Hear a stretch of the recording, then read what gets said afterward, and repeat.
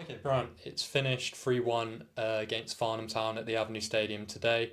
What is your assessment of the game?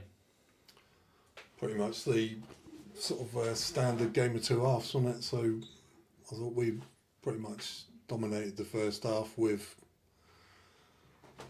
it finished 1-1 at half time, but it quite easily could have been 3 or 4-1 to us if we'd have took those chances and a sort of debatable offside goal. So first half was, we was quite happy with, but that second half's not good enough by any means. You referenced one of the disallowed goals in the first half. There were two. In fact, one for an apparent push by Joe Parker, it looked, and another for the offside. Were you, as a management team, happy with those decisions? Did you think that they were the right calls?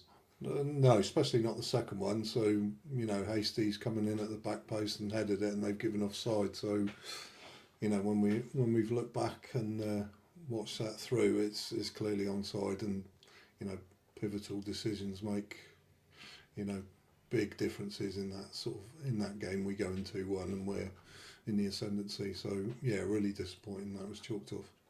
What was the message to the players at half time? As you say, there was a number of chances that didn't quite go your way there towards the end of the first half. What was the message that you gave? Well, the message come from Tom. Obviously couldn't be here today, but Tom was fully in control of what we were doing from the bench. So the message was, keep doing what we're doing, and we were pushing on for 3 points. It was, we went out there to win that home game, definitely. And the second half obviously doesn't get off to an ideal start, but then the sending off changes the complexion of the game. And through a lot of effort, it just didn't quite happen in the end. The equaliser couldn't be found.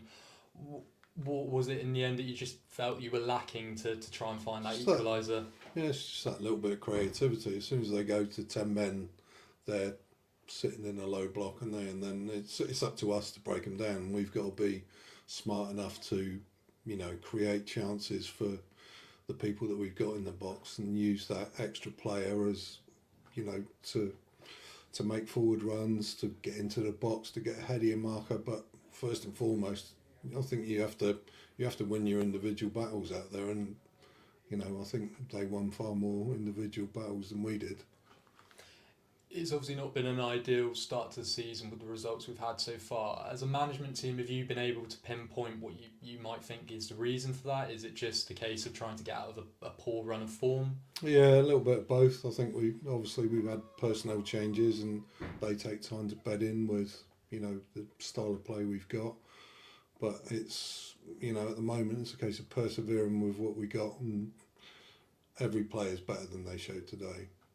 We weren't in the playoffs last season for no reason, so there's no reason we can't get back on that sort of form. We went on a 22-game unbeaten run last season.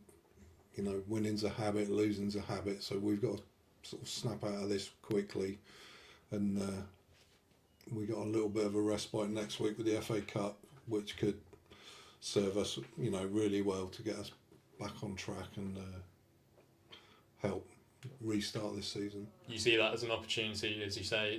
It's next Saturday away to Slimbridge in the FA Cup, an opportunity to sort of build up a bit of confidence, take a break from the league action.